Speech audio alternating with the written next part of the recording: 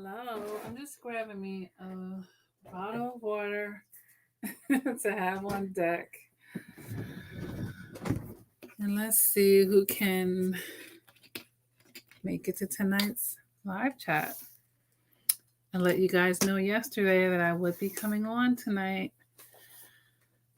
It's a little bit later than I planned on coming on, but here I am. If there's one thing I do know is people listen from all over the place, so all different time zones. Hey, are you AM or AM? I had to really meditate on tonight's topic because I really wasn't sure. I was so busy today that I didn't have the moment to really think about it. But I meditated for about a half an hour before I came on. I was like, you know what? We're going to talk about this. Oh, how are you doing? Wow. How are you doing over there? Are you? Oh, it's short for a male? Okay. All right. Well, I'm glad to see that you're safe and all. Good. No, I'm on here today to talk about divesting from the narcissist and the empath paradigm. That's what I'm going to be talking about today. And, you know, this is a fresh topic for the community, if I may say so myself.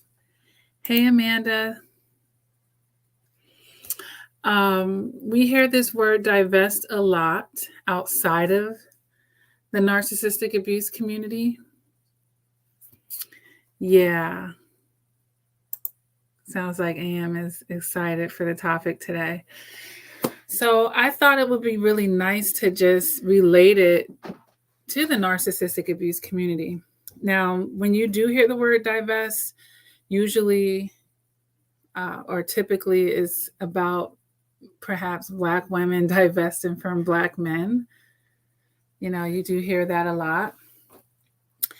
That's not what this live chat is going to be about, but we can take similar types of, you know, energy basically and approach.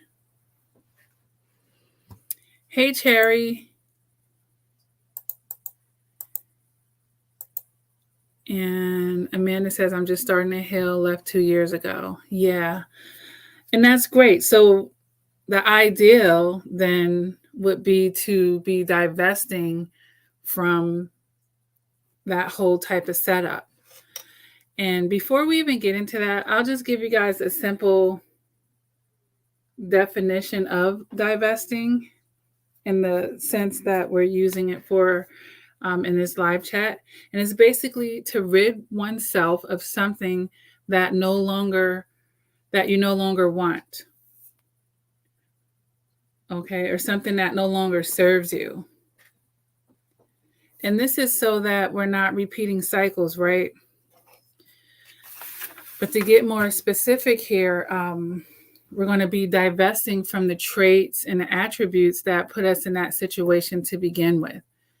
And at all costs, like really dedicating yourself to saying, okay, well, what was it about me that made me susceptible to being in that type of connection? To not only attracting a narcissist, accepting a narcissist, staying with a narcissist, having several rounds with a narcissist.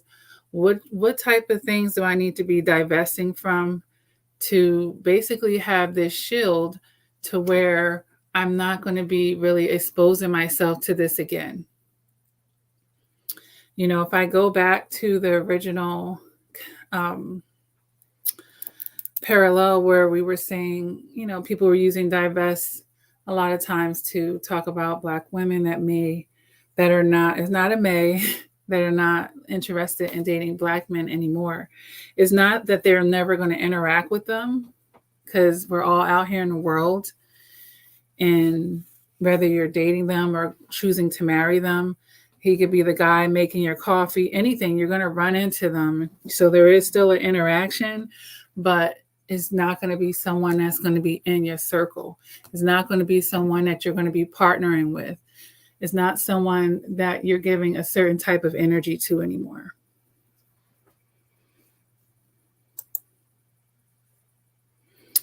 Am says, how do we break the cycle? The last guy I dated was very manipulative and similar traits I'm seeing in men I date. Yeah, so you're kind of answering your question. How do you break the cycle? Number one is by being able to make those observations, seeing the manipulations and the similar traits and cutting it off right away. Don't ask questions. Don't try to figure out why. Don't make excuses. Don't minimize it. Just real quick, be so in tune with yourself and be so confident in knowing that what's for you is for you, that you can just cut stuff off immediately. Okay? And not play games with people. And I could tell you, I do that with people. As soon as my guts tell me something about someone and I feel like I need to exit, and it can be way in the beginning of an encounter, way in the beginning of me getting to know someone, which is even better. Because what happens a lot of times with empaths are, you start forming a bond with someone, or at least that's how you feel from your energy to theirs, right? And then it feels harder for you to let go, because a toxic empath believes that they can fix people and heal anything with compassion, basically. And I've made several videos on this channel, basically for empaths, to let you know, with every gift, you have to know how to manage it. And there are some toxic things that, can manifest or, play out in your life over and over, being an empath. And a lot of times when people have, as an empath interacted with a narcissist, they end up feeling that being an empath is a curse. And it's actually not. It's just that you have to know how to own your power, and you have to know where to use it, or who can, get access to that, and how much, and when you need to take it back, and understanding self-preservation, when empaths are completely wired to be helping other people be preserved more than themselves. And then you're getting used and your cup is not being filled, So it's so important, you guys. And we have to really break in the cycle. That's an excellent question, is by divesting from the narcissist and the empath paradigm and what comes with that. So you're going to be divesting from your old ways, any toxic conditionings you had, any toxic values or morals that you were holding on to, and you're going to be moving in a certain way. You're going to be divesting from being a people pleaser. You're going to be divesting from other people's opinions and thoughts, because that's what's going to happen when you stand firm in your instincts, and your guts telling you, what, I don't like how this person is moving. That's it. You need to be becoming one and done with people. You can't fall for a sob story. Oh, I was just having a bad day. I guess they gonna learn today. I'll always be the one that got away, because that's it. Especially early on, you guys. So, you're going to be divesting from things that aren't adding a certain type of value to your life. Who wants to continue to live a hard life? Because that's what's happening when you're in bed with a narcissist. And that can be figuratively or literally. It's a hard life. It doesn't matter how much money that narcissist has or don't have. For the low range ones, it's even worse.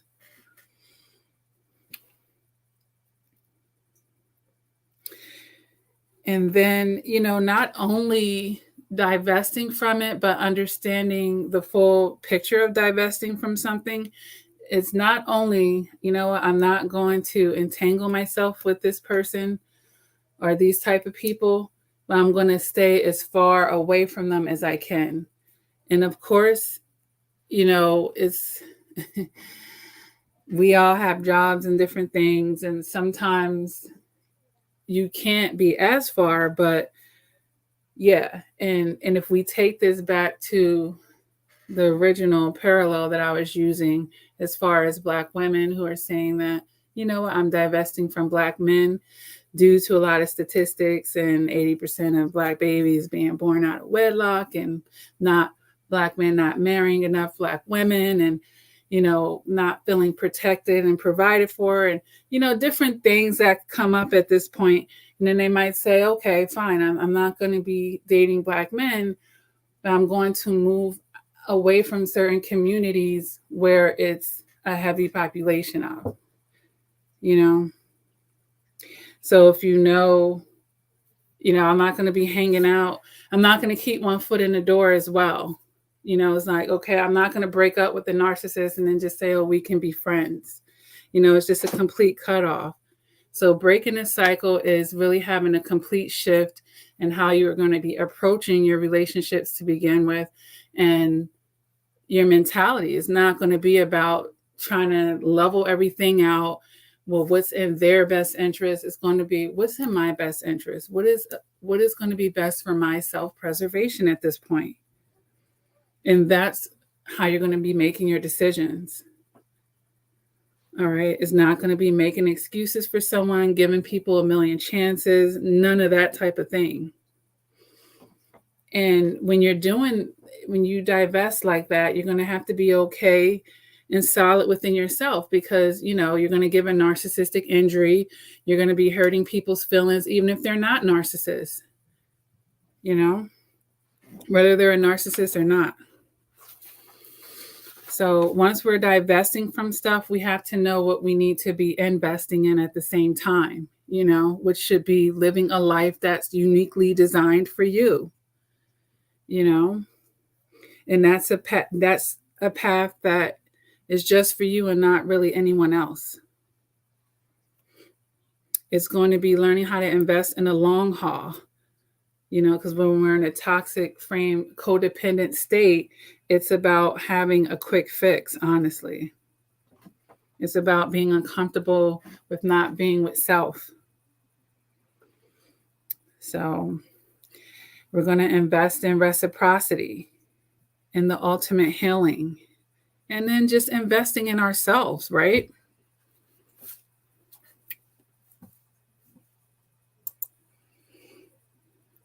Am says, how early do you think is healthy? Because we don't want to be seen as unstable or rash. How early do you think is unhealthy? How early of what? To cut people off?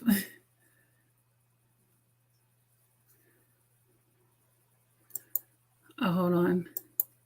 Like, how early can we bounce? You can bounce whenever you want to. I could say hello to someone that I just met and size them up in a few seconds and never speak to them again. You don't owe anyone your time. You really don't, you know? You have to start looking at it as, this is my world and I get to decide who's in it. We're all here on this big planet, yes. But now you have your own world, your own little circle here, and you get to decide who's in it. And that's how you got to go about it with people. It's my world and I get to decide who's in it. It's their world too. They have their own little world, right? And they get to decide who's in it as well. And just because I make the cut for you, it doesn't mean you make the cut for me, you know? And that's how that goes. It's my world and I get to decide who's in it. It's my world. I'm going to determine how I feel today. It's not going to be based off of my relationship with even the people that I've allowed in my world. You see how that goes? I woke up today and I decided this was going to be a productive, happy day for me. I got to decide that, not somebody else, no matter who they are. And especially a damn narcissist, you know? That's how you got to go about things. And once you're in that type of energy, it's extremely, extremely powerful. Cherry 48196 says, I felt bad for not texting the narc for his birthday and then thought I must do what's best for me. Yeah, see, that's the thing. A lot of times toxic empaths were just so used to giving, and giving to a fault, right? And that's just something in your subconscious that you're really going to have to work on with yourself. But I'm glad that you were able to at least catch it. And now that you have that self-awareness about yourself, you can be really mindful about, thinking before you act. Thinking before you act. And that's a good thing for you to think. What's best for me? And then not feeling like you owe people stuff, especially unsavory people who wasn't a good friend,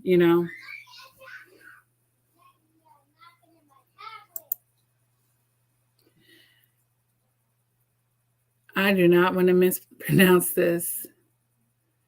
Cinco? After I've pulled my energy back, I feel so much powerful. Yeah. Yeah, because you literally have more power at that point because you don't have that energy vampire sucking from you. You've relieved yourself from the responsibility, which is a heavy responsibility to have, number one. So once you pull back, that's more energy at your disposal to use to put back into yourself, honestly. So, yeah, you definitely do. And that's the self-preservation. And that's what you have to begin to invest in instead of, being so much about saving everything externally is about, okay, what do I need to be straight? What do I need first to be straight? Grounding my energy and protecting my spirit. Absolutely. That's a part of what needs to be being invested in moving forward. Gucci says, hi, do narcissists come back if you press charges and put them in jail? It's very possible. And I made a video years ago talking about this. And the bigger question is, Gucci, is would you want them back? And that's the biggest question, whether they're going to come back or not. Would you accept them back, But people think that the messiness and them getting nasty back with the narcissist, calling them all types of names, going blow for blow with them, being like getting muddy with them, that will push the narcissist away. No, they feed off of drama, They feed off of drama. So, yeah, sure, they could come back. They could definitely come back after messiness. That's nothing abnormal to them. And then they've been able to show you this side of themselves to you, and then you're taking them back. And then they know that they can do it again. That's better than them have to even love bomb you per se, because then they can just be themselves. So yeah, they will come back if you let them. Am says, what does it mean when your narc ex moves on to a whole different race, etc., but she looks similar to you, i.e. same body shape, smile, and clothes? Ones noticed this and said, this girl looks Hispanic version of me. I mean, it just means he has a type. That's all. It means he has a type physically. But more than that, like a moth to a flame, the narcissist and the empath is a mentality. And that's why it doesn't mean it doesn't matter if she has that much more money than you and this and that. Mentally, she may be where you were when he first met her. When he first met you, excuse me. Gucci says, no, I'm asking because I've been unresponsive for 2 years, but he's been hoovering me nonstop. Yeah, he has plenty of time to do that, right? Be persistent. And it's easier for him to try to get someone that he already knows than to try to manipulate somebody new, right? It isn't persistent, but it occurs occasionally. There's also been threats. I don't know if it's because he's just bored. Well, if you've been unresponsive for 2 years and he's still not letting it go, it's absolutely possible that he's still going to try to ride this out. I don't know how long his sentence is, you know what I'm saying? If it's going to be wrapping up soon or something, but yeah, I would be very careful with that situation, because in his mind, you're just mad because he's away, and minimally when he gets out, he'll have some access to you or something, because he's acting really delusional, basically. The love bomb phase was unrecognizable until I realized he selfishly decided he didn't want to be responsible for my feelings after I invested in him. Best lessons I've ever learned. Well, I'm going to say that he never felt responsible for your feelings. Not really. He was just being responsible for having you believe his feelings or whatever he was showing you. He wanted you to believe his act. And then that's, made you have a certain kind of reaction towards him. But trust me, he did not feel responsible for your feelings if he was a narcissist. But like I said, he took responsibility in being believable, as to you believing whatever show he was putting on, or, actual insincerity. But yeah. Yep. And then honestly, I'm just going to say this. No one's responsible for your feelings. I'm just going to tell you that out of emotional maturity. All right. No one is actually responsible for your feelings but you. I know people sometimes they'll say stuff like, well, you made me feel this way. And what I'm going to say to this, and it may be an unpopular belief, but honestly, when you're in your power, it's a power that you're giving other people when they're allowed to have you feel a certain way. And that's why several minutes ago when I said it has to be an energy of, it's my world and I get to decide who comes in it. Okay? So he's not really responsible for your feelings. And that's the thing. A lot of times with empaths, we're doing these good deeds because we're expecting this reciprocity back, but oftentimes we're investing in the wrong thing. We're making a poor investment to someone that's not going to be reciprocating, especially if it's a narcissist.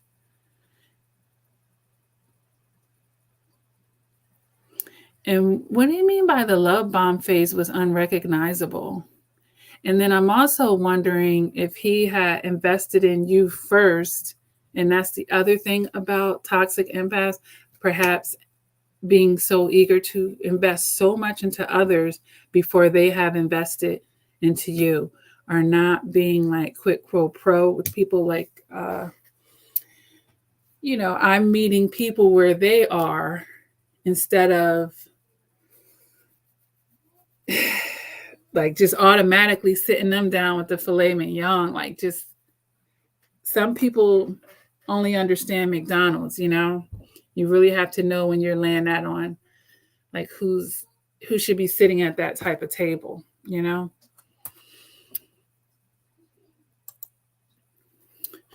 Gucci says, and I have a restraining order, so without one, I don't know if I should be worried. Well, you said you have a restraining order.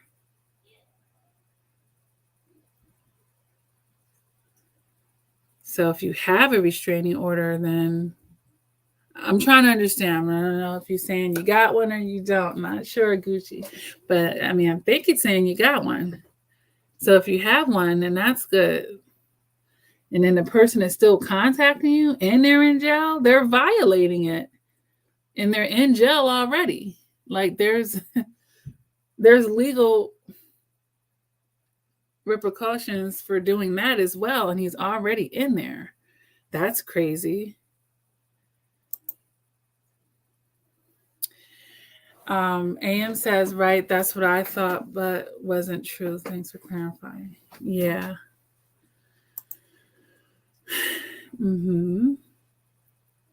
Ken Cole says, and I'm sorry if I'm mispronouncing. Yes, you're right. I'm realizing I'm responsible for my feelings. Absolutely. Mm-hmm. Now, my toxic empathic ways, I've realized now. He went right into social media searching for new supply. Mm-hmm. I gave way too much too soon. Yeah, yeah, yeah, yeah, yeah. And, narcissists and empaths, a toxic empath can be codependent, but the whole thing is you can be healed from it. But with him being codependent, being alone is, that's painful for a narcissist. They need that stimulation. They need somebody else stroking them. And then obviously if you're the one who let him go, now his, insecurities and just needing that ego stroked. So who better to get than a stranger who doesn't know him, that he could tell anything and paint any type of picture to, because they're usually pretty good at making a first impression. But the 100th impression, shoot, the third impression, like they're going to get sloppy eventually because it's a mask, it's a mask. So they only can keep it up for so long. And that's the advantage to slowing down and not being hasty. And the more that you value what you're bringing to the table and you had these type of experience, the more serious you're going to be able to take it. Now, does it mean that you can't take your time with someone and still find out that, you know what, this isn't going to work for me? That's fine. But at least then you won't be letting your feelings get ahead of your logic to the point where you're going to feel emotionally torn or have to go through this whole reset or whatever because you allowed yourself to prematurely attach to someone.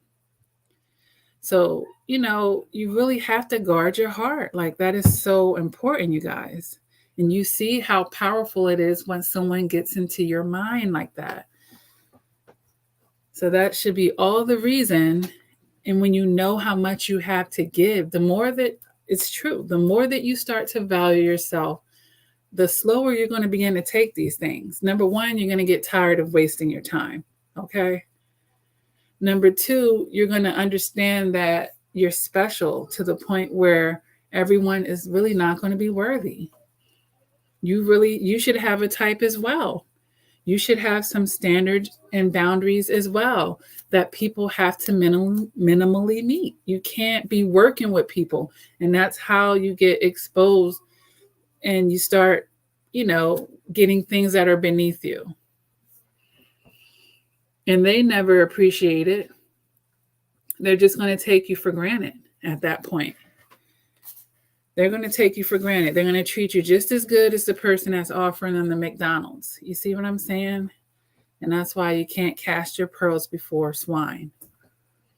But you have to separate yourself from the swine, and you can't be treating yourself like the swine, or else the swine, they know that they're getting a good meal with you, but that doesn't mean they're valuing the good meal at the same token. They're going to eat it just as fast. They're going to eat it just like the McDonald's burger. You know what I mean? Like there's nothing special about it, even though they're being allowed to consume it, if that makes sense. And I'm going back to that filet mignon thing that we were talking about earlier.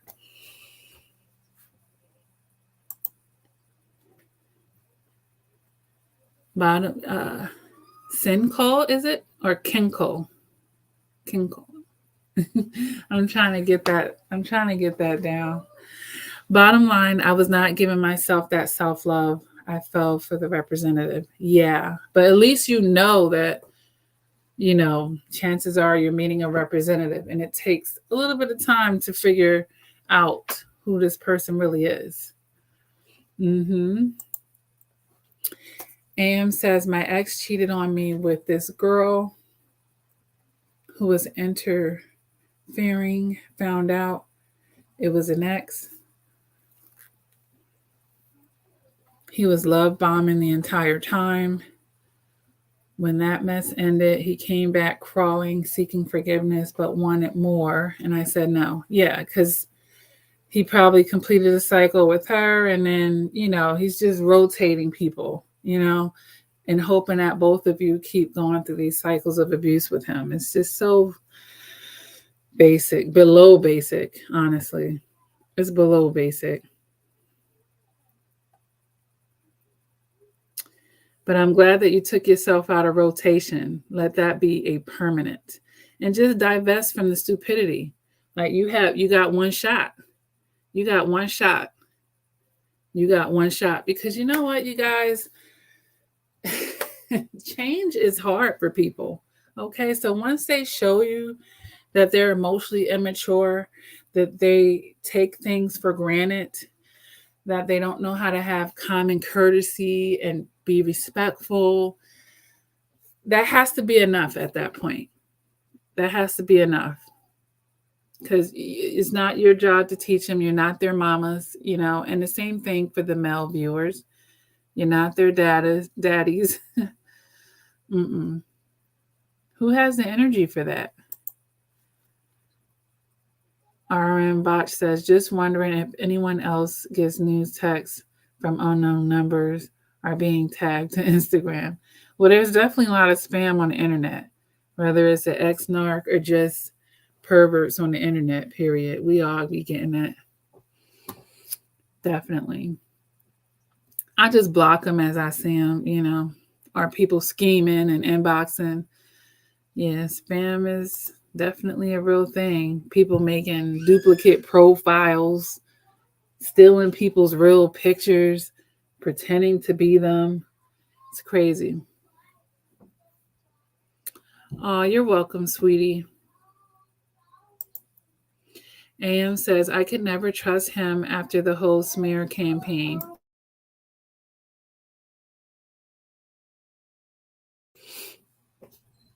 He did even talking a little about my body to his ex and just sick lies, and she saw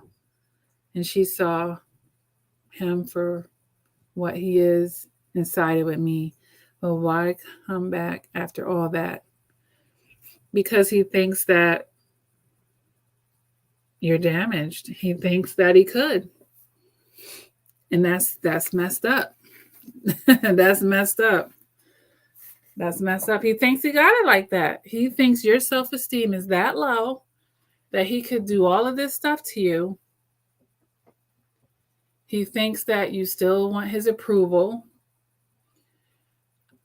He thinks that he's a prize in your eyes. He thinks that he's that smooth and Mac Daddy that he can manipulate you or whatever, sleep with you or whatever. He thinks he got it like that. But you could show him better than you could tell him at this point. That's why. And you know what? Manipulative people who are abusive, because all manipulation is not bad, as far as the word manipulation, but this type of, manipulation, he understands how it is to try to break down a woman, breaking down her body, verbally abusing, and then, forming these trauma bonds. And that's another reason why he will come back, because he's trauma bonded to you. He's creating all these trauma bonds out of his own toxicity, and it goes both ways. If the woman isn't healed, she's going to want to, continue to interact on this trauma bond, and he's definitely not healing. So the trauma bond remains sparked in him even when you're healing yourself. And that's another reason why they're going to come back. Beyond it, the cycle of abuse that naturally occurs. And because he probably was able to come back another time. So why in his mind would he think he can't figure it out this time? Like, oh, she might be mad at me for a few days. And then, that's what they're thinking. Am says, I felt nothing but pity for him and saw him for what he is. At the end, felt quick out of love. Good, because you realize it's not love. It's just dysfunction, right?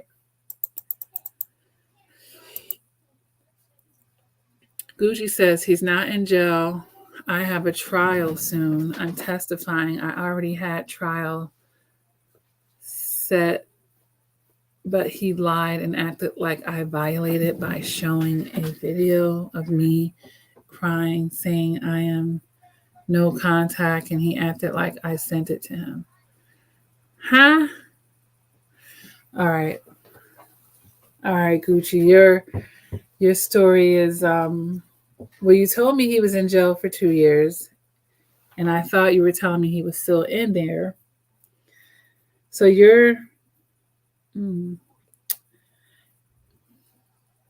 I think you have a lot going on, hon. Are you testifying against him for the restraining order or something? Or are you going, a trial? Well, a trial cannot be for a restraining order. So must be something bigger going on here.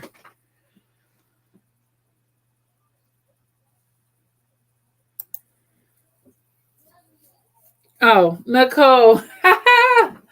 Oh, thank you, hon, because I was struggling, but that's a beautiful way to spell it. Okay.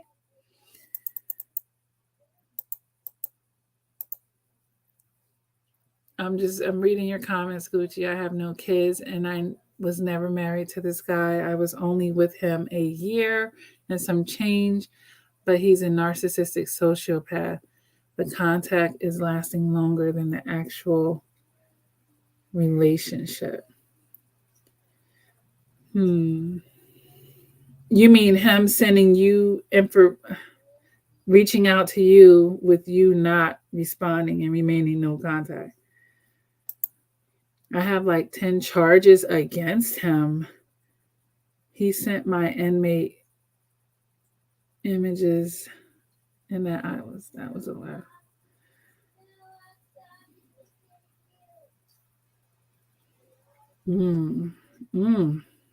Girl.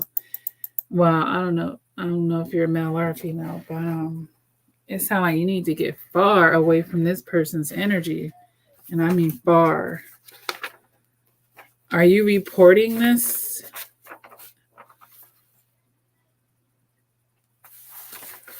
I am so sorry that you're going through this stuff because, narcissists, they're really sent here to derail you from your purpose.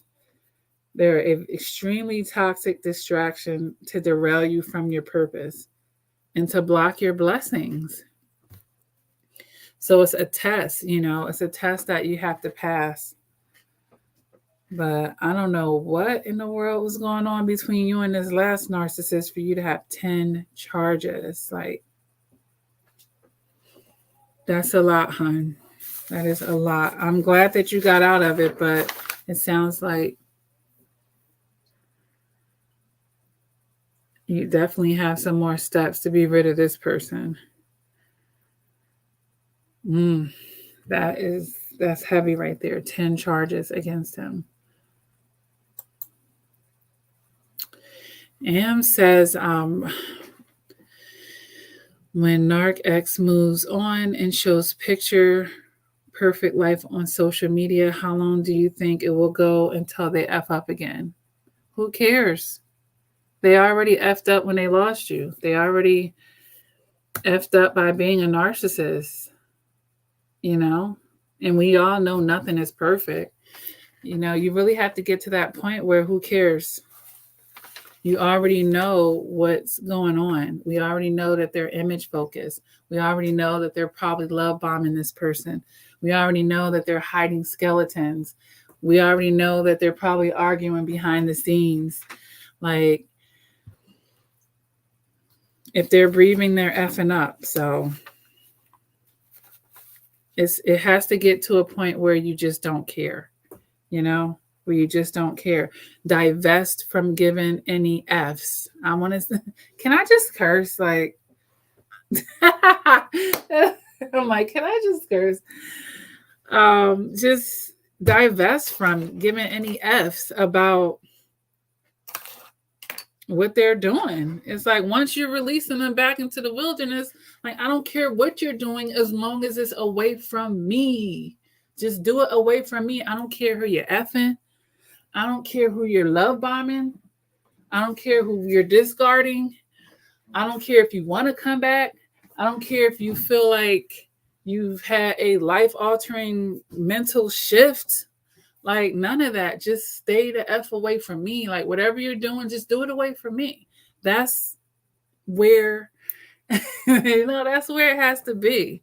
You're a little bit too curious. So that lets me know, like, you have some purging still there. He ain't no prize. He is not the prize.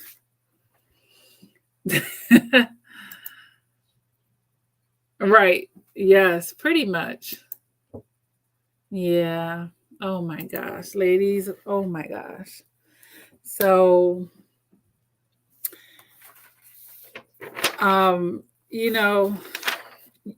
once you're divesting, you have to have a thick skin. I just want to point that out. You got to have a thick skin. Be ready to be called a B word. Okay. Be ready to be called crazy. Be ready for someone to try to bring up your past or anything that you were doing before. If they got on, well, that's why I did this to you. That's why I had you doing this. And you can't do it now. People might try to say all types of stuff. And I'm talking about people, the narcissists, when you don't want to mess with them anymore. Mm-hmm. Be willing to be isolated. Because sometimes you need a fresh start anyway. Sometimes you turn and look at your whole circle like, fuck all of these people. Like, I picked all of them out of my toxicity. They all got to go. Hey, it is. It's a new day. It's a new day. That's what divesting is. It's like I got to move different. Are these people really a part of where I'm trying to go? Like, do I need to be associated with? Can I learn anything from these people other than hard lessons? Like, look.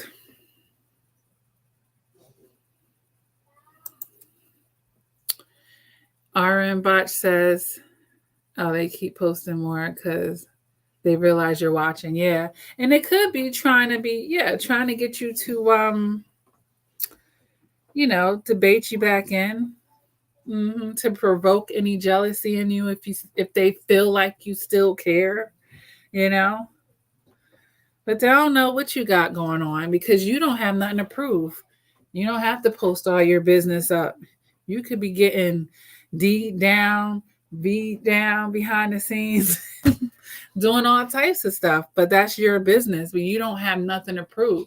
See, they have stuff to prove. That's why they got to post all that stuff. That's why they have to do that. But yeah, if they can stir up any of those emotions, if you really aren't over them, But that's where you have to put your logic before your emotions. Because when you're cleansing yourself and you're going through that purge and you're used to behaving a certain way, it takes some time for your emotions to catch up with your logic. So you have to divest from running off of emotions. You could feel your emotions without running off of them. Who's running the show here? You actually can. You're in charge of what you're allowing your body to do, what you're allowing to say out of your mouth. You're the boss of it. Even your own emotions. You might have to check your own emotions. And some people are better at that than others. And empaths who feel a lot really have to learn how to manage their emotions and not run off of them. Because then, there goes your common sense.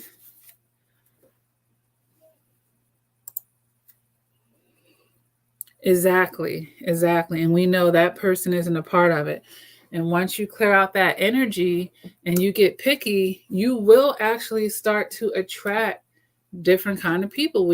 Does that mean you'll never attract a narcissist again? No, but how far are they going to get? How far are they going to get? Not very, because it's going to become uncomfortable for them.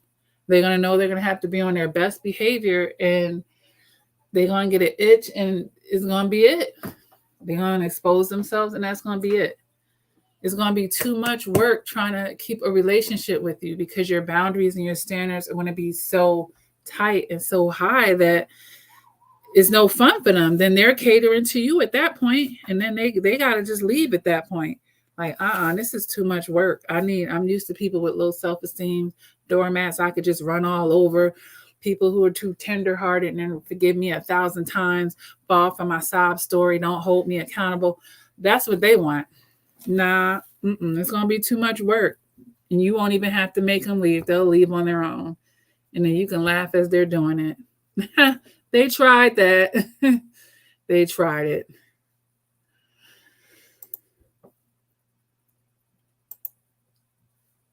Yeah. Yeah. So you really have to divest. So a good way to think about this, and I've said this in other live chats, I'm a sucker for a beautiful notebook. Yes, I am. I go to Target, you guys, and I buy the most cutest notebooks, or wherever I find them. They're all over the world, everywhere, even at a Walmart. You can find a cute book. Get organized about it and really just start taking this serious. Like, what do I need to do to get to the next level in my life?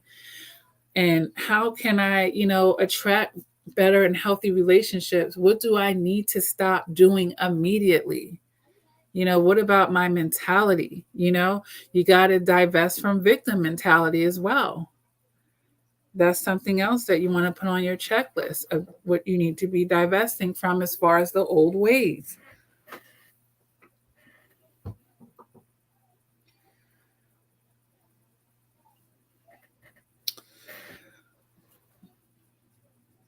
Yeah, pretty much, you guys. It's not hard. It's just the whole thing with me is, as far as the divesting, I want you to actually really sincerely want to do it. And then that's what makes it easier.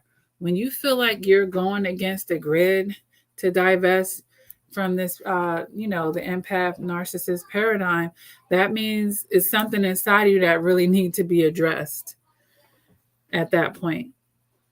Because it's easy to go no contact when you understand what's at stake, when you really understand it and you're not moving from your toxicity.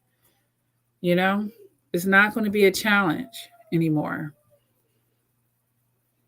It becomes hard when there's still some muddiness inside of you that needs to be cleansed, basically. Friends have recommended to write down what I seek in a man, and apparently this way works because I'm visualizing my ideal man. Does this work? Absolutely. I feel like making a plan and writing things down and getting organized is a wonderful way to manifest, and is definitely a wonderful way to get organized right off the rip.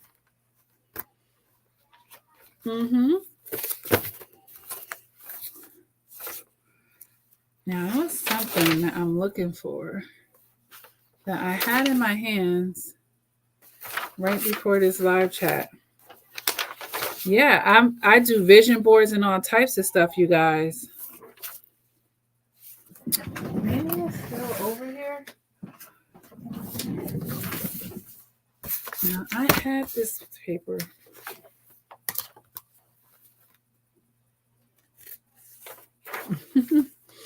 You'll be telling them narcissists, you better check yourself before you wreck yourself. And be unapologetic too. You can't be sympathizing and empathizing. Can't be. You can have a big heart without being tender-hearted. You could be kind and charitable and giving and helpful and all of that stuff without doing it in the wrong way. Like, then you're just doing it in vain. You have to understand when you're wasting your own energy, time, and resources, you guys. And that has to become tired. That has to become tired. Look out for yourself moving forward. In every decision that you're making, what is best for me? Not what's best for others, but what is best for me? Because you got to understand, when you pair up with dust, it just equals more dust. Like, the dustiness, like, you gotta be allergic to that. Okay. Like, I'm tired of dust. And it's very deep. It gets deeper than that, because as we make life partners, we procreate with them. And we're passing, I'm sorry to say, but you're passing some of that dustiness down to your children because they're getting half of the DNA from that funky ass narcissist. Ugh. I had to say it like that because it's really sad. It's really messed up. They should not be allowed to procreate because they're passing these weak genes. They're, weak. What is the word that's on my tongue?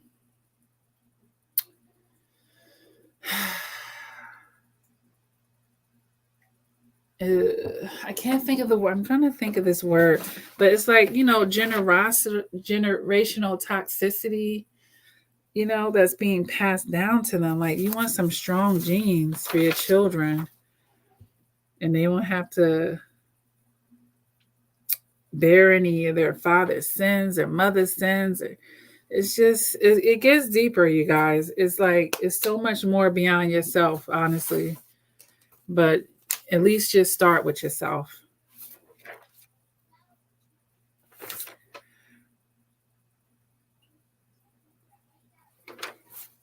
She said, try evil. That wasn't the word that I was thinking about, but yeah, because I was listening to something several months ago and they were talking about conceiving children and all, and the state that you are in when you actually conceive your child, it matters so much.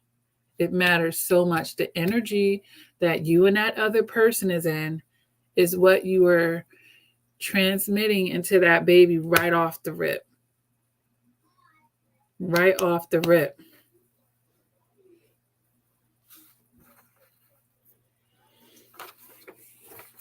So I made, I don't know if it was a live chat or a video, maybe about 4 or 5 months ago, talking about narcissists with the sex with the narcissist. I made a few videos, but this one like really broke it down, like how and why we should be pickier with our sexual partners.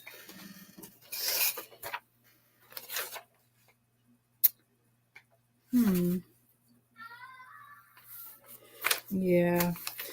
And the other thing I want to mention here, as far as the divesting and what to invest in, and we were talking about putting into ourselves, I want to just point out the fact that, low energy allows for the low vibes or the low vibrational people to be able to get into you to begin with.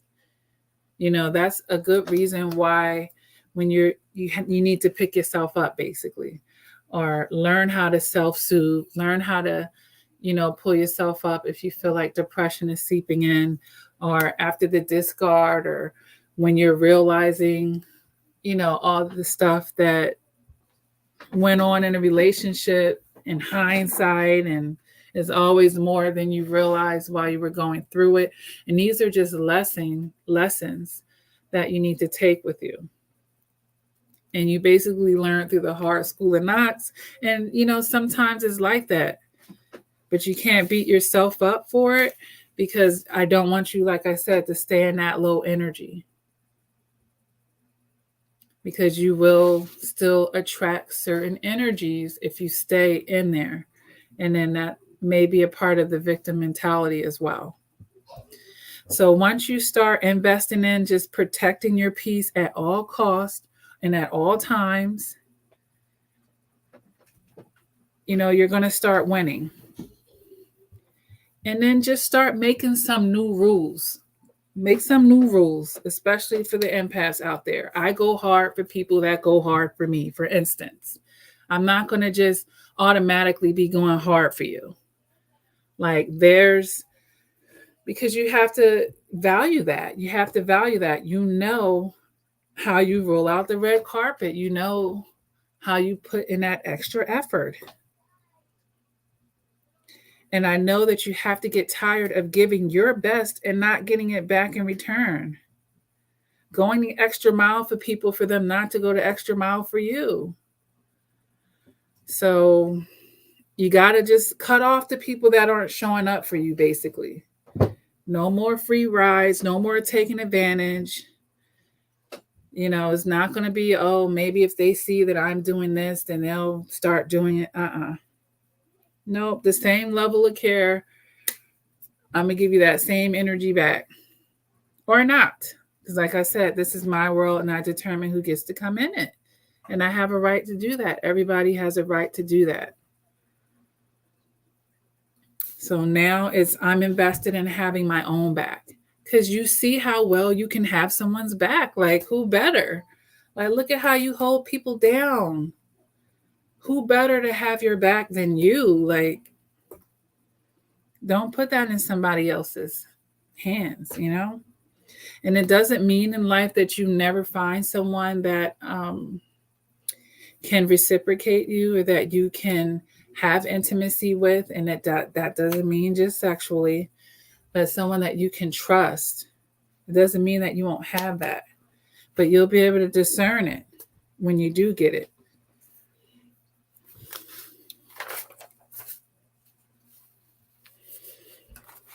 So, yeah, but in the meanwhile, it doesn't matter. Let the narcissist call you crazy when you start divesting. They're not even going to believe it at first. That's why they keep trying it. And that's the other thing that I wanted to say to, I think, Gucci.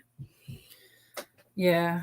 The person was still reaching out because they don't really believe you're no contact. That's why they keep trying. They don't believe it.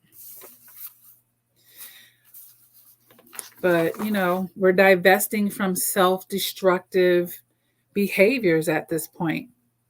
We're divesting from illusion and delusions. We're divesting from potential, and it just is what it is. We're divesting from injustice. You know, injustice at every turn when it's with a narcissist. And, you know, we're divesting from beating a dead horse. Like, the list can really go on and on, you guys. And here's the thing, you know, you may not always know what the future holds, but you know it ain't in the damn past. You know, it has to come to that. Like, you ain't it. Like, you know, God knows. And I feel like I could trust God because that's what I'm listening to. You know, I'm listening. I can hear me now. Shoot, I don't have to know what the future holds. I know it don't hold Joe ass, you know. It's not going to hold this stuff in the past. It's going to be something better automatically. Automatically. And once you have the confidence of that, you won't be struggling to let go of the things that don't serve you. You know? Because ultimately, the narcissist and the empath paradigm is like passion gone wrong. It is completely passion gone wrong. But we have to learn how to start dodging these bullets and, you know, not getting hit with them. Not getting hit with them. And let the narcissist be a sore loser. And you go on and take your victory lap because you're going to be greater. You're going to be better. You know, there's a way to go through narcissistic abuse and actually just come out better. I see so many survivors. They go from surviving to thriving. They have a glow about them. You know, they've gone through the purge. And it made them better. It made them stronger. It made them wiser.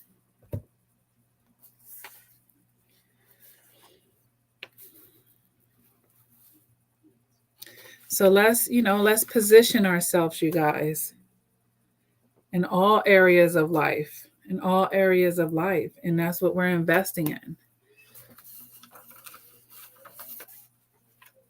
No more subpar treatment. We're going to have better choices. And what better way to get more wealth in our life? And when I say wealth is, it could be money too, because they block your blessings. Watch when you let go of that negative energy. Money will flow. You know, it's an energy to money. How can you be low vibrational and expect to be getting the full abundance in your life all the way around, you know? And now you're going to be in a different class. They won't even, like, they can try, but they can't even get that far because you're just too high. You're just too high up there. You'll be breaking your trauma bonds. You learn loyalty to yourself. Okay. You'll be able to look at the bigger picture, because when you're in, the narcissist empath paradigm, it's very tunnel vision. And that's why you're not seeing all that stuff that's going on around you.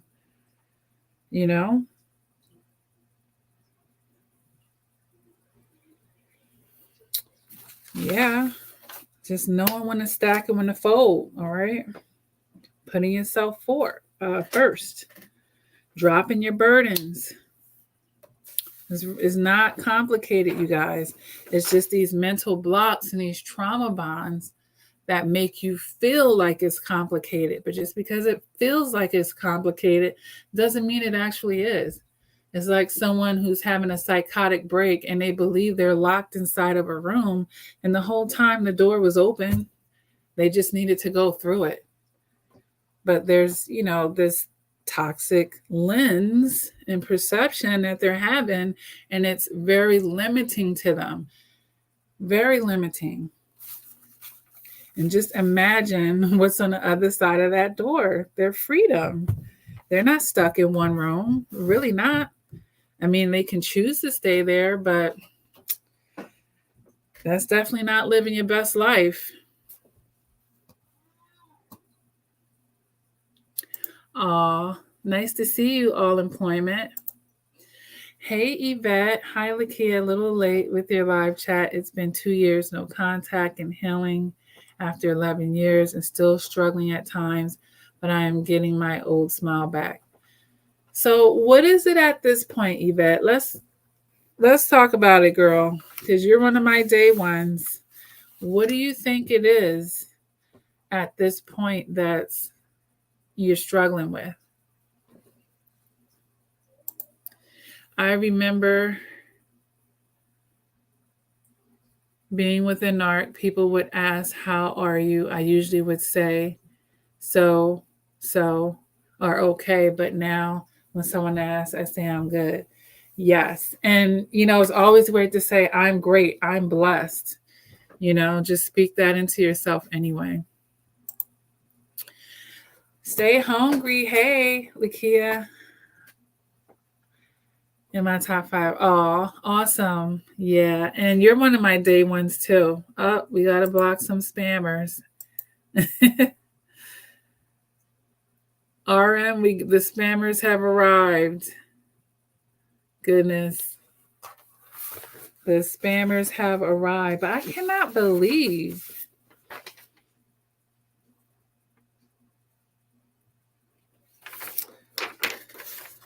I cannot find this darn paperwork. But, we're going to invest in doing something different. We'll add the word different. Doing something different. And let people's jaws drop. You'll be unrecognizable to the people who are taking advantage of you. Good. You need to be. Good. Be happy for that. You changed? Good. I'm glad you know. I'm glad you know, like, for real. For real. No more getting along to get along, okay?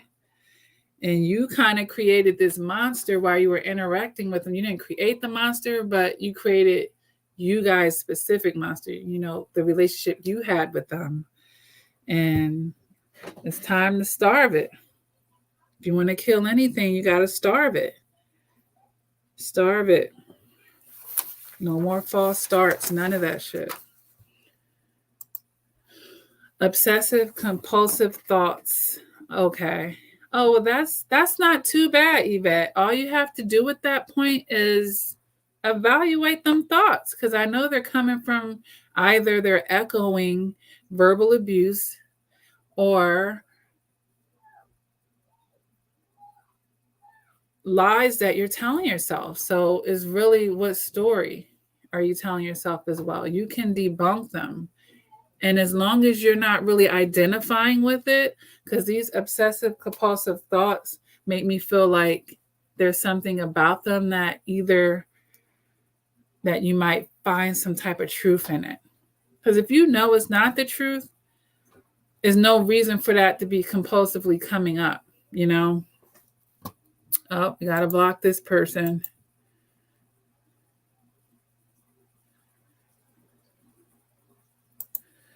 Yvette says, I'm definitely blessed, and more blessings when you get them. Absolutely. Because it's just certain things that, God doesn't want you to share with that person because they don't deserve it. So, if it's certain things that you feel like have been held from your life, and it may be, and you're still with that toxic energy, it's blocking it. I remember everything that happened as if it was day one. My mind never forgets. And that's the thing. You're never going to forget it, Yvette. The goal of healing is not to forget it. It's how you're thinking about it. It's how you're rationalizing the thoughts and the memories. It's how you're looking back on the whole experience, Yvette, that's probably going to have to shift. You have to find a way to empower yourself about that experience instead of perhaps being in some type of victim mentality, because that's what I'm feeling that you may be doing. Instead of being, you have to see the victory, like you got out of that situation. You do deserve better.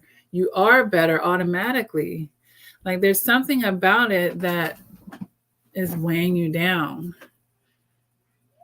And I think, are you on my private support group? Because the other day I did post that there is a difference between being over the person and being over the trauma. Two different things. And I think you are over the person, but you're not over the trauma.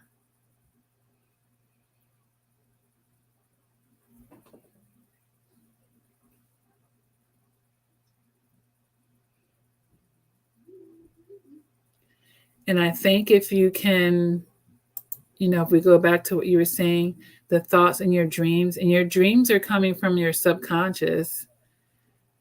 And if you're having these obsessive thoughts, they're in your subconscious. So that's where it is right now.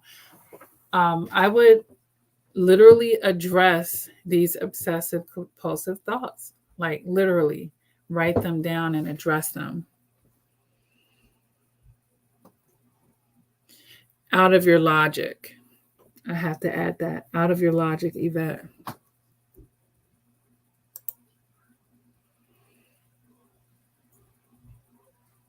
Yvette says, I guess I just felt so betrayed and I don't know how to forgive. Honestly, not even myself. So it's like you're stuck in time at that point. Yvette, we can't go back in the past, right? So whatever I even did, even 1 second ago, it's done. I can't change that. And none of us are perfect either. So when we put that together, I can't go back into my past. All I can do is try to be present, which living in the past, which is what it sounds like you're doing right now, that's not even allowing you to be present.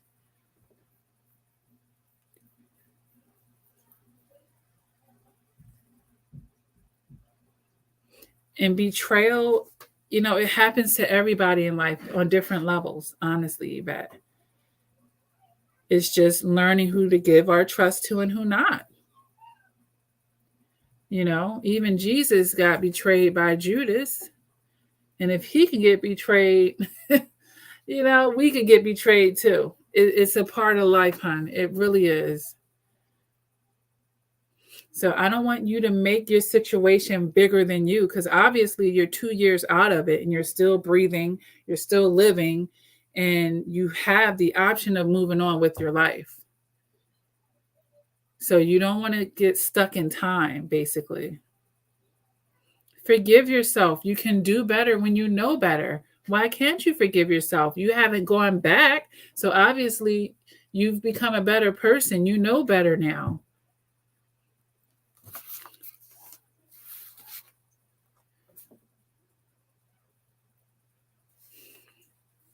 And forgiving the other person, and I've made videos for this on this channel, for those of you who are interested, forgiving the other person, it doesn't mean giving them a pass. It just means, you know what? I'm going to control how much this situation is going to be weighing on my mind. I'm going to forgive the situation and move on with my life. That's really what that means. It's time for new memories. It's time for fresh experiences. It's time for me to be happy. It's time for me, whatever it is, I'm moving on and I'm making space for that by not holding on to that.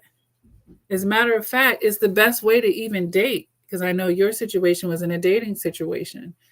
That's why people call them belt notches, and a smart woman, you could have been in a situation where you was just getting crapped on and all types of stuff, but you learn all them lessons. And now you know how to hold this next person accountable. You know how to set your boundaries, and they don't have to know anything about what you just experienced, because that's between you and God. You heal in private, you take your lessons, and now you transform. And whoever's meeting the next version of you, that's the version of you they're going to get to know. That's all they really need to know.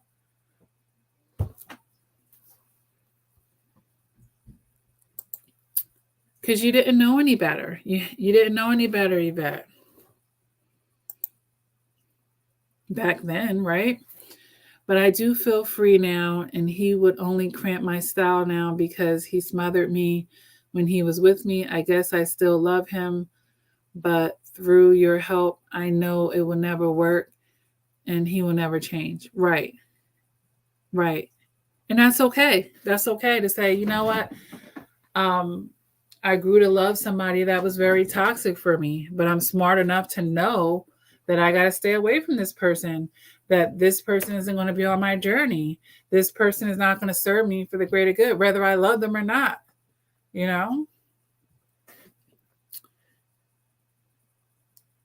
Love isn't enough to be able to stay in that type of situation. Absolutely not. I left someone I still love, but finally realized it's not for me anymore. Right. Because you need more than that to have a healthy relationship. Number one, the other person needs to love you back. Where's the reciprocity? So you loving them, that's just not enough, Yvette. And then my question would be, once you peel back all the layers of how the person treated you and where they were, why couldn't that shift the level of care that you have for that person, the level of feelings that you have for them at that point?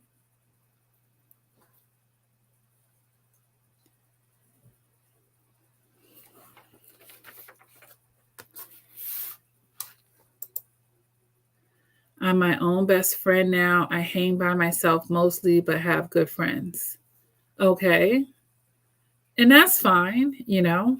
Everybody, everybody has their own journey in whatever that looks like. And if that satisfies you, I personally don't need a big circle myself,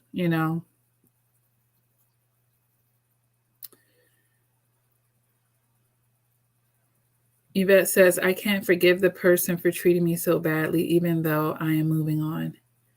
And that's why I said the situation. I kind of had to put it that way.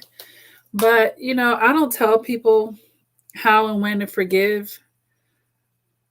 I just offer information. I know that it usually keeps people stuck when they can't forgive themselves and others. And maybe the perception on how they view the forgiveness may be the blockage. And that's why we just had that conversation.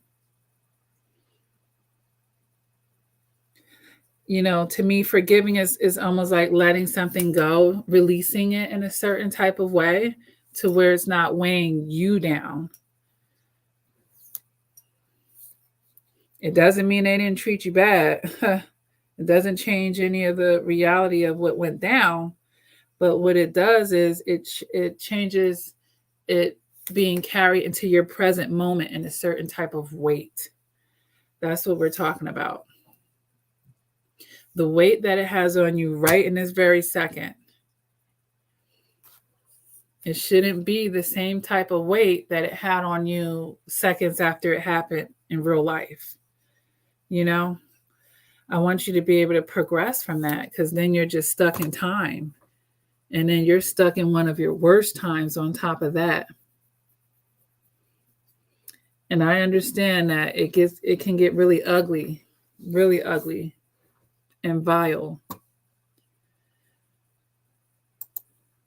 Yvette, forgive yourself and don't let him take the next part of your life. Yeah. And she's done good with the no contact, April, but that's good advice, definitely. Yeah, you got it, Yvette, hon. But you gotta let it go. You gotta let it go. It has to be, look at it as a stage.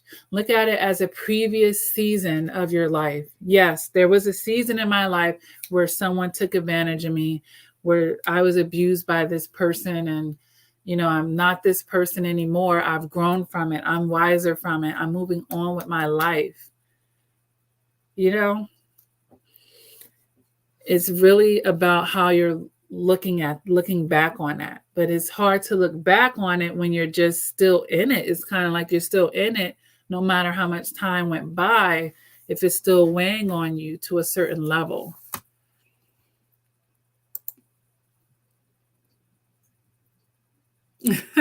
April says the empaths are like Smurfs and the narc is like Gargamel. Well, you better become Grumpy Smurf or something.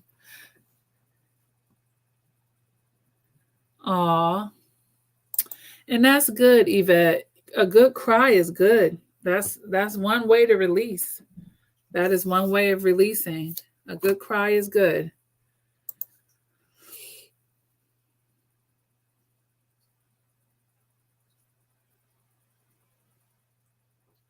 So April says, please, Yvette, I just left mine this morning for the second permanent time. I'm good. It blocked so much. I can't afford anymore. I'm putting that energy back into me. Absolutely. Good job, April. Should we ring a bell for you? I'm going to start ringing a bell every time somebody gets free from a narcissist on a live chat. And we'll ring for you too, Yvette. They're like, Lakia, what you got around you? I'm sitting at my desk. And I have all types of stuff around me. Yvette says, I will email you my 25K giveaway. Procrastination, like always. Yes, my situation, I will get through it. Yes, Yvette, you were been supposed to have a session with me. I've reached out to you a few times trying to get that set up, but awesome. CoachLakia at gmail.com, hon.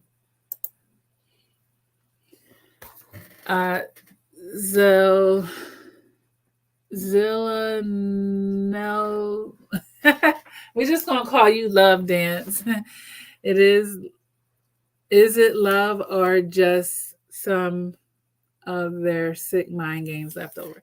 Sick mind games. It is sick mind games. It is definitely sick mind games. It's not love. It's not love. And understand, you guys, the benefits of divesting. Yes, you're not going to be subjecting yourself to the abuse anymore, but you are possibly saving your life. You're not wasting your time and your resources. Stress kills, okay? Who wants a stressed stomach, okay? Like, you got to start seeing how that self-preservation, is giving you longevity. It's giving you longevity. You're sleeping better. You have, a glow to you, or you eventually will. Like, it's good for you all the way around. You're going to be dealing with better people, being in better situations. And you have a chance to, let God reveal your real soul tribe, because healthy people don't want to be around those toxic, crazy situations. You kind of like chase healthy people away from you at that point, even outside of romantic situations. When you're with someone like that, because guess what? They're trying to protect their peace at all costs too. Okay. But there's a piece of paper that I've been looking for this whole freaking time, and I can't believe that I don't. Okay, I think I found it.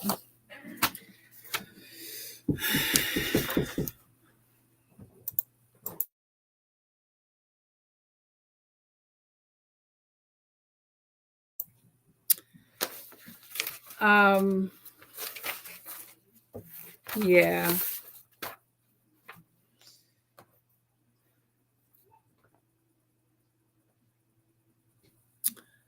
You're welcome, Yvette.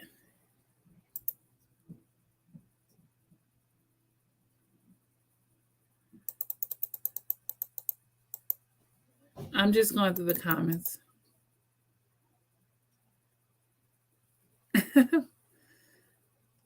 Oh, I don't know who Anita Ward is. Is that somebody new to the community or something? Love Dan says, it's sad that just the right, wrong narc has to be a teacher. It's sad that just the right, wrong narc has to be a teacher. Huh?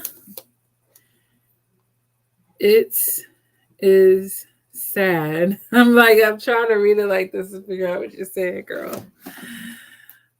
Oh. You saying that your narcissist is your teacher? You have an narc for a teacher? Well, at least it's just that way, but I mean, well, I don't know what grade, what level. Are you in college?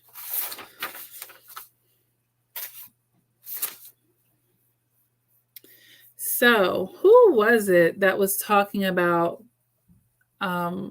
taking a notebook and writing down what constitutes a good man? I actually took the time to write this down myself. And I happen to have it in front of me. So I'm going to run down what I wrote on my list, okay?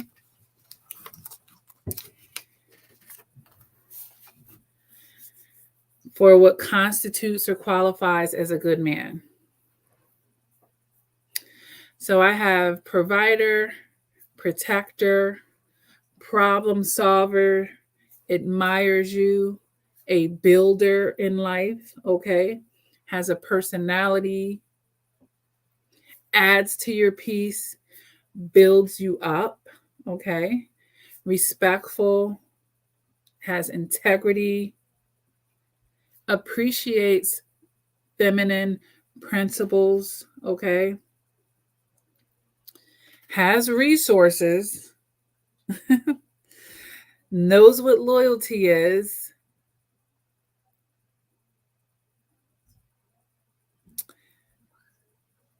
leads, a consistent person,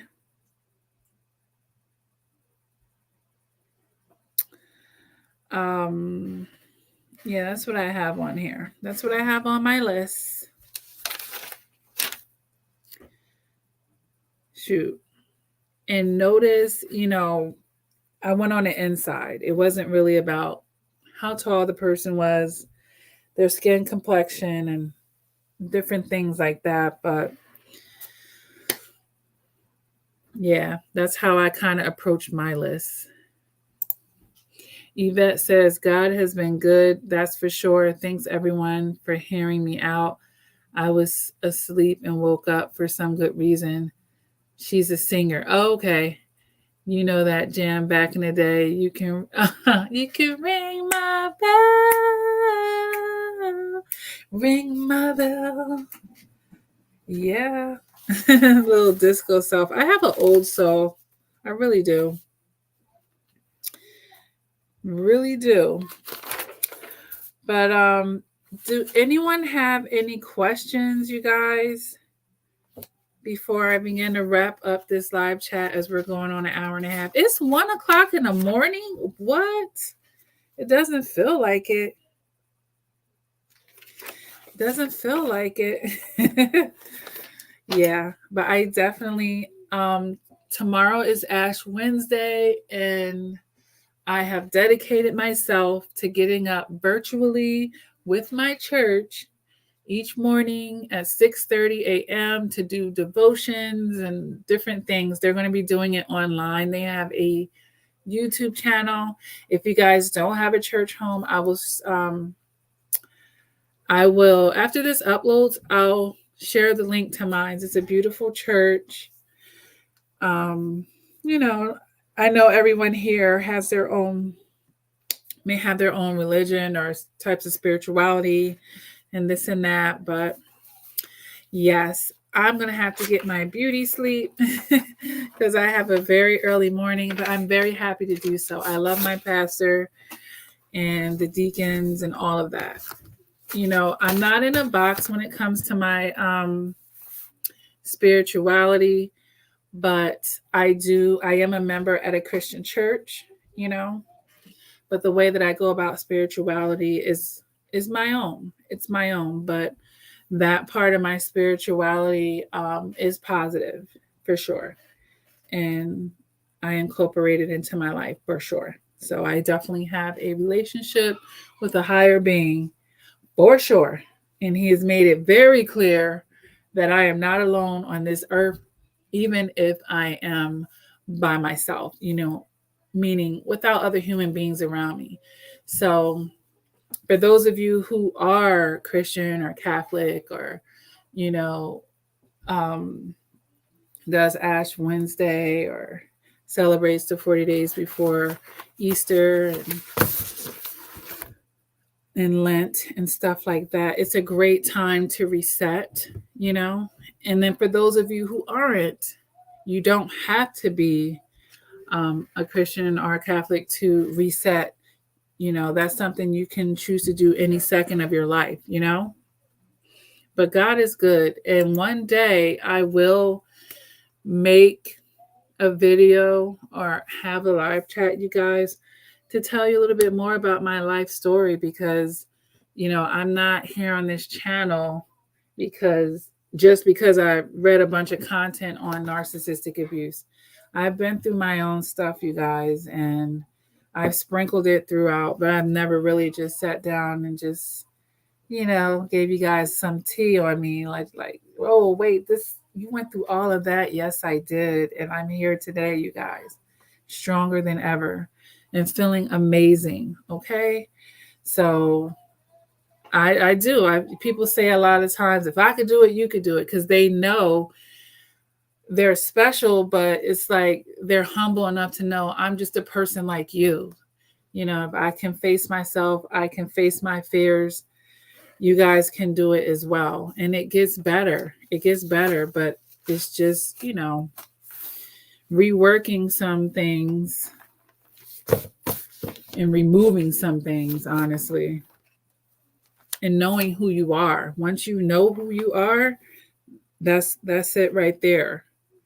Once you know how beautiful you are, how wonderful you are, how loving you are, how sacred you are, once you know what you deserve, you're going to raise that bar up and it's going to stay up.